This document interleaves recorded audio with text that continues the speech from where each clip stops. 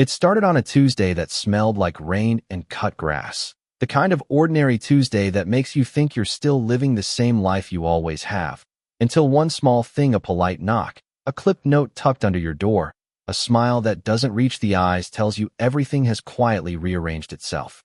I remember the headlights through the front blinds, the way the porch light threw a long rectangle across the floor, the dog's ears pricking up as if he heard a different kind of danger than the one I recognized. I stood there, coffee in hand, and I thought, I can handle paperwork. I can handle meetings. I can handle neighbors. What I didn't know then was how many ways a person with a clipboard can turn a quiet town upside down. My name's Eli Mercer. I moved to Ashford Cove for the obvious reasons: cheap mortgage, a warranty on the roof, a yard big enough to grow tomatoes that actually tasted like something, and a front porch where you could sit and not hear a siren every night. I like the small things: Saturday barbecues, the guy 2 houses down who mows his lawn like it owes him money, the library that still smells like sun-warmed paper. I also have a way of keeping to myself, which is a polite way of saying I avoid conflict until it finds me. In Ashford Cove, it doesn't take long. She came into my life with a neat blazer and a name that sounded manufactured for a board meeting: Roxanne Pike. Roxanne had that particular look: cheap pearl earrings, a haircut that said, "I have rules," and a smile that felt like a measurement. The first time she introduced herself, she handed me a clipboard and a list of community standards. The list was harmless enough on the surface: paint swatches, mailbox heights, where you could park a trailer, but the phrasing carried a weight. Like every guideline was also a threat dressed up in civility. At the time, I filed it in a drawer beside the receipts, thinking it was municipal fuss. I didn't file it under enemy. You learn the slope of a town by the first time someone calls you out in a meeting. The HOA meeting was the kind where coffee goes cold and old scores are recited like scripture. Roxanne always arrived early, sat in the same chair, and smiled the same way at everyone. But her eyes were always looking past you, calculating, cataloging. The first time she mentioned my yard, it sounded like housekeeping advice. The third time she called it ungroomed and passed around photos, it started to feel personal. She pointed to a wind chime hanging on my back porch and called it excessive noise potential. She nodded toward the flags. I kept small things to me, big things to her. There was an old couple behind me, whispering, and for a second I felt like a man in a courtroom, the whole room a jury waiting for my sentence. The escalation was invisible at first. Paperwork turned into fines, fines turned into inquiry visits turned into photos taped to doors. There were notes like dried leaves stuck in mail slots. Please correct this by Friday. Second notice. Non-compliance. Each one was a tiny abrasion. I kept the letters in a shoebox, like evidence you don't want to display. Roxanne took pictures of my trash can after the neighbor's kid knocked it over and called it proof I was ignoring code. She stood at my mailbox one afternoon, clipboard in hand, and asked me how often I mowed. I told her once a week. She jotted something down and smiled like she'd scored a point. That smile, that was the engine. It wasn't the rules she cared about. It was being able to pull the levers and watch things move her way. People assume these power plays are about order. Some of them are, but the ones that stick, the ones that escalate until real harm is done, are almost always about something else: jealousy, fear, the need to control a space that used to feel safe.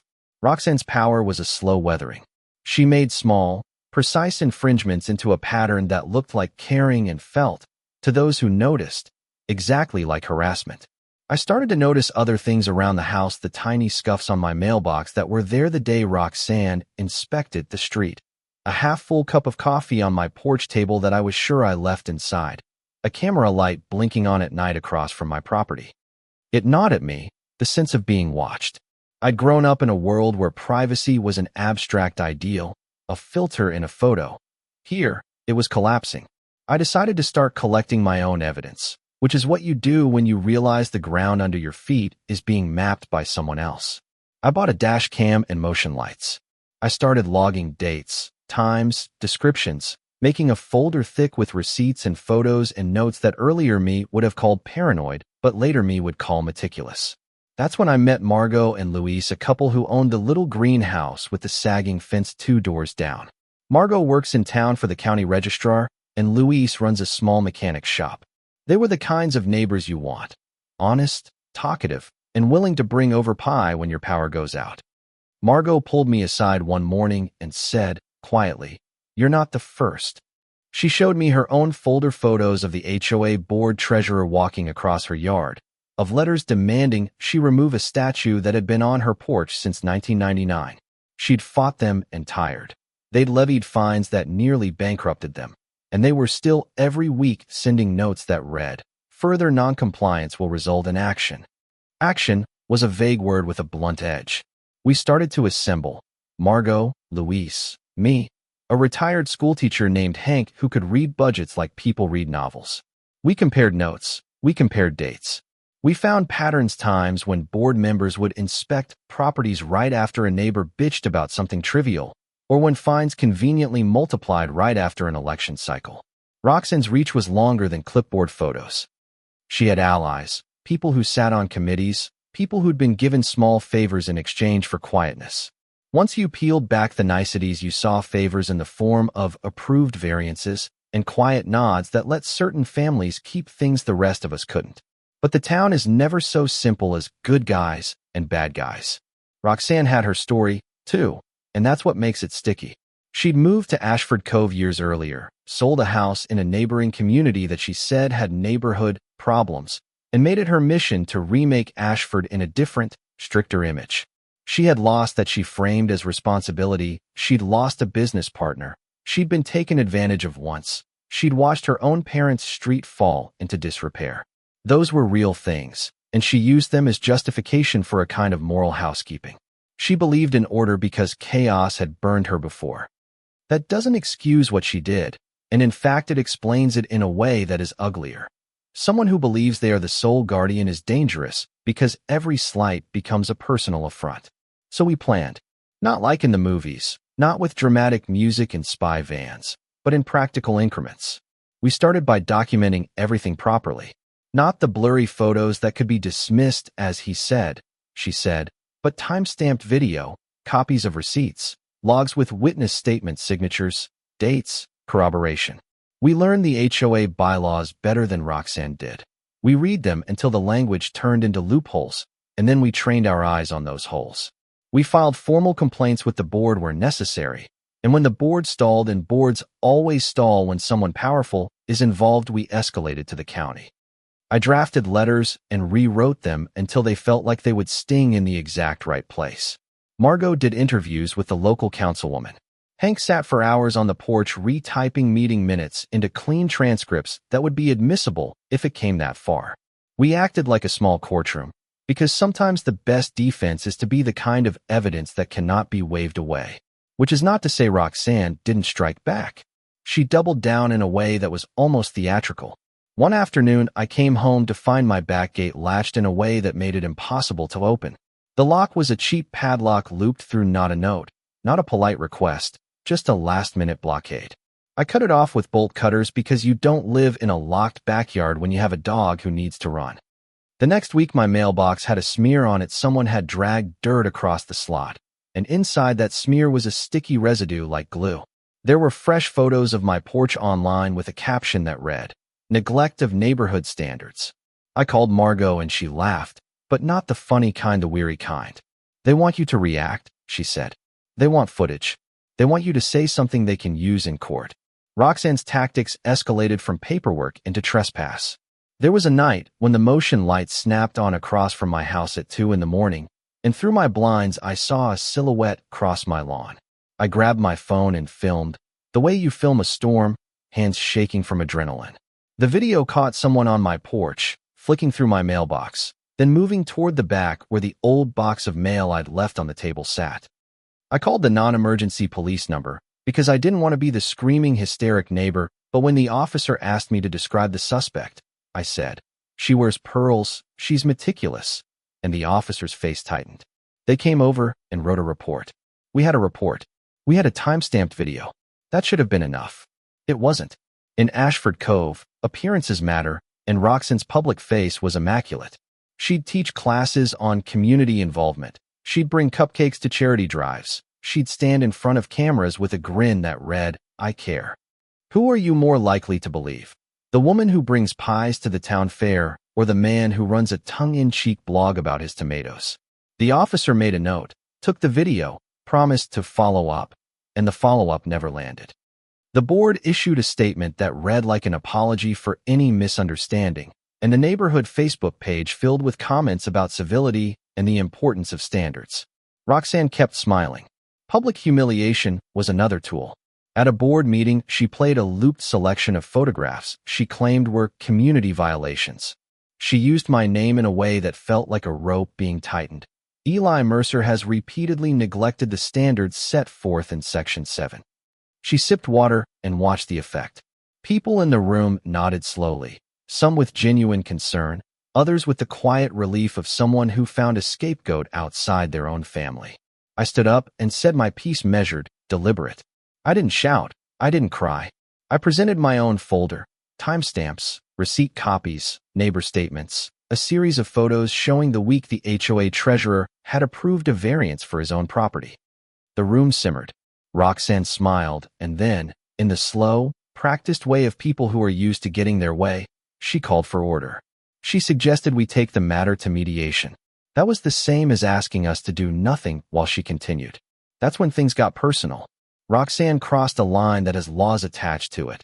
She entered my property while I was out. The video we captured, Margot's dash cam, which I had recently insisted she leave pointed across the street as part of our mutual defense, showed her walking up my front steps, letting herself into my unlocked back gate, and peering through my living room window like an inspector looking for a citation. There was no pretend nicety this time. She held my mail in her hands and turned it over like a trophy. When Margot texted me the footage, her caption was one word: now. We called the police. We filed everything. The video was damning. You'd think the evidence would push the board into action, into censure, into apology, into something that resembled accountability. Instead, Roxanne's camp pushed back with counterclaims. They called the footage selective. They produced witness testimony from people who said my trash had been out for days. They suggested that perhaps the dash cam angle distorted distances, that lighting played tricks on perception. It was a masterclass in obfuscation. Inundate the record with noise until the truth drowns in paperwork. So we changed the approach. If you can't pry the truth out of a sleepy local bureaucracy, make the truth move in spaces it can't ignore. We started bringing the matter into public forums, neighborhood association pages, local meetings where the councilwoman actually listened, a community podcast where Margot had a friend who would let us speak. We reached out to a local columnist and showed them the receipts. The story shifted from neighborly dispute to abuse of HOA power. People like abuse, especially when it has a villain wrapped in niceties. The local paper ran a piece with our side, and Roxanne's response headlined like a slow-burn soap opera. Her face in the photograph was the same as always: pearl earrings, crisp blazer, but the caption beneath read, "Board President under scrutiny." That line changed the town's tide. There's a strange moment when the balance tips and you realize you're not fighting for just yourself anymore. People who had been quiet for years began to show up with their own folders.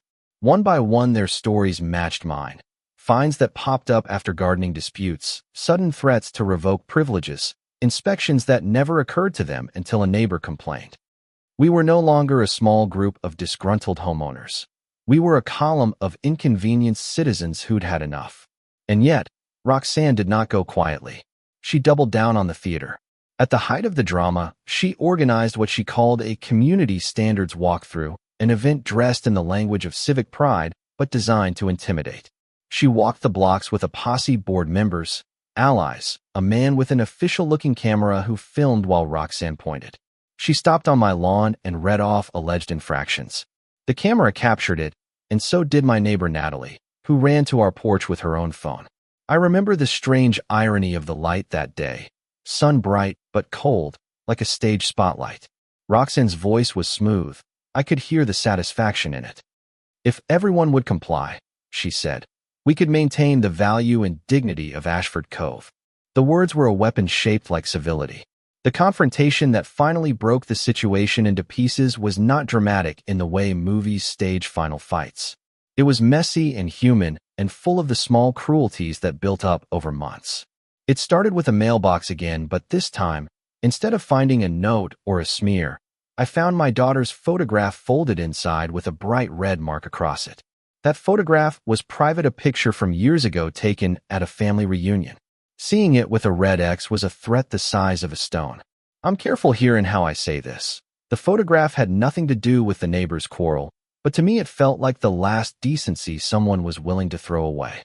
It felt like someone had reached into my life and said, "We can touch what you love." I called Roxanne on the phone. I was calm. I tried to be the person who asks questions. She answered in that same practiced tone and told me she had no idea what I was talking about. That's when I stopped being reasonable for a second, and I heard the change in my own voice, not angry, not loud, just very small and very cold, and then I said, "Why would you do that?" There was a pause on the line, and for the first time I heard the person behind the smile. She said, almost conversationally, "You wouldn't understand. You won't get that kind of line in a legal brief. You don't get the human confessions when everything is filtered into contracts and minutes." But it was the moment I realized that for Roxanne, this had become personal in a way I didn't understand and didn't want to tolerate. She had crossed from wielding bylaws into wielding fear. We decided, finally, to set a trap the only way we could, through community oversight and clear legal steps. We scheduled a board meeting and invited local media, not to create a circus, but to make sure that whatever happened would be observed by enough eyes that lies would be hard to maintain. We prepared Hank with transcripts, Margot with her receipts, Luis with photographs, Natalie with phone videos from the walkthrough. We had everything laid out like an exhibit, time-stamped emails, photos, a list of bylaws Roxanne had selectively enforced, and copies of a county ordinance that made certain kinds of inspection behavior actionable. The day of the meeting, the community center smelled like coffee and cheap folding chairs. People filed in carrying folders and resolve. Some brought children, some brought dogs, some wore the same clothes they'd worn for work, faces tired from months of small indignities. Roxanne walked in like a general, clipboard in hand, her smile practiced, a smile that wants to be mistaken for kindness. She called the meeting to order, and then, in front of everyone, she did the thing she'd done 1,000 times. She framed the issue as neighborhood maintenance, as if lawnmowers and flags were the center of a moral universe. We began to present. Margot spoke first. She showed the board the video of Roxanne entering my property, the timestamps, the officer's report, the dashcam footage. Luis read aloud from the ledger where a variance had been approved for a board member's own driveway. Hank rattled off meeting minutes where votes were misrecorded. I told the story of the photograph with the red X and the way it felt to have someone cross that line into my family. It was raw. It was honest. Even the people who had hoped to stay out of it felt the weight of a man explaining why his safety had been invaded. Roxanne's response was, to me, the moment where theater and truth collided. She stood up, and for the first time I saw a real impatience ripple across her face. She tried to maintain composure, but her hands tightened on the clipboard. She disputed details. She suggested procedural errors in our recordings. She accused us of orchestrating a smear campaign. At one point she said, "You're turning this into a spectacle." And if you listen to that phrase for a second, you hear why it's dangerous. Complain, and you become the problem. And the person who has built power by enforcing small rules becomes the voice of order against chaos. That's when the room pushed back. The mayor's assistant, who had come to observe because she'd received a letter from Margot, rose and said bluntly, "We'll be opening a formal review." The words landed like a bell. I heard camera phones click into place. I watched Roxanne's smile falter into something sharper. The board tried to call for a closed session standard tactic, but there were too many witnesses, too many cameras, too much corroboration. We had turned the story into an account people could not easily dispute. The next few weeks were a blur of legal filings, review committees, and long afternoons spent on porches where neighbors passed around iced tea and strategies. There were threats, not direct threats in legal terms, but passive-aggressive things that leave marks. An email sent to the neighborhood list calling our group troublemakers, a flyer at the mailboxes insisting that order must be preserved. We learned the cost of pushing back. It takes time, and it takes energy, and it asks something of you that's often already been given in other parts of your life. But it also set a stage where accountability could happen. When the review concluded, the findings were clear. Roxanne had breached certain responsibilities. She had entered private property, without permission on at least one documented occasion, and there was evidence of misuse of her position to favor certain parties. The board, under pressure, voted to censure Roxanne and to remove her from her formal duties pending further investigation. She appealed, naturally, but the momentum had shifted. The local paper ran an editorial that didn't sugarcoat the facts. People who had once been quiet wrote letters to the editor. Margot's name ran in print, not as a marginalized complainer, but as someone who'd done the hard work of standing up. But real life is seldom a clean bow. Roxanne left town. Eventually, she sold her house and moved to a different community, where, I'll guess, she carries the same tidy smile and the same list of standards. The final scene of her leaving was not cinematic. It was a quiet moving van, a few boxes, a wave that tried to look breezy. Some people cheered quietly in their yards. Some people said nothing. That kind of exit gives you mixed feelings. You feel relief, but you also feel hollow because the person who did it is gone without making amends. It feels like getting the water out of a bathtub but not fixing the pipe. We got restitution in small ways. Several fines were voided. The board restructured its enforcement policies to require more transparent processes and independent oversight. We established a community committee that included outside members to avoid the formation of a clique with too much power. Margot ran for a seat and won not because she wanted power, but because she wanted guardrails. Hank, of course, has a stack of papers now titled, "May You Never Need This," that he lends out to new neighbors with a wink. The town didn't become paradise overnight. There are still disagreements about tree trimming and flag sizes and whether a holiday light display is tasteful. But for the first time in years, there's a process that isn't just a velvet glove over an iron fist. On quiet evenings, I still sit on that porch and watch the street. Fewer inspection walks, fewer late-night lights blinking like beady eyes. My dog sleeps with his head on my knee. I water my tomatoes, and sometimes they bite back in a way that tastes like victory. But I'm different now. You can't have things pushed in on you without bearing some of the weight afterward. I pay closer attention. I keep better records. I find myself glaring at the clipboard types at the edge of town, not because of personal malice, but because I'm aware now of how small instruments of control can be wielded into larger ones. When someone feels entitled to make private life public, you either let them or you find others who will stand with you. Collective memory is a tool. Transparency is a tool. So is being willing to bore into the details until someone else pays attention. Now, some of you will say I was lucky I had neighbors who cared, a local columnist who would run a story, a community that still cared enough about fairness to step in. That's true. Lucky and persistent. That's not an excuse, but it's part of the story. The better you get at seeing people whole, the better you get at designing solutions that are stronger than revenge. Justice is not about humiliating someone until they crumble. It's about creating systems where someone cannot leverage their small authority to ruin another's life. That belief made her dangerous. If you're sitting there thinking, this could never happen to me, remember there's an art to creeping control.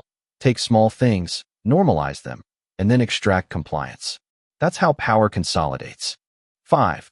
Remember the law exists not just for big crimes, but for private invasions, and the right complaint can move a sleepy bureaucracy if it has enough corroboration.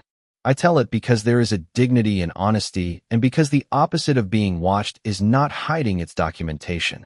Neighbors who bear witness and small, stubborn acts of care for one another.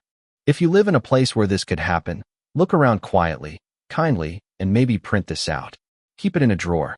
Keep your records. Keep your friends. Because the truth is simple and stubborn. Places are what we make of them. We can let tidy smiles and clipboards define our lives, or we can keep watch together. Either way, someone is going to be there at the end of the street watching. The question isn't whether they watch. The question is who keeps them honest.